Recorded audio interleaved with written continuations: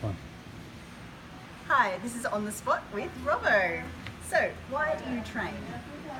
Initially, I think I started training to build my mountain bike riding strength, leg strength and fitness. And that's just evolved into training every day. It's taken over. And why do you train at Elements for Life? The good team environment, we have all the group sessions, a bunch of people, good coaches. Fun.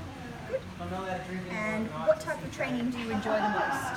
The high intensity stuff, all the hip classes, the X30, the higher heart rate stuff that makes you work out. Very good. And what have you learned about yourself since being at Elements for Life? I think I've learned how strong I can be mentally. It's been a tough last year, and training sort of got me through a lot of things. Yeah, excellent.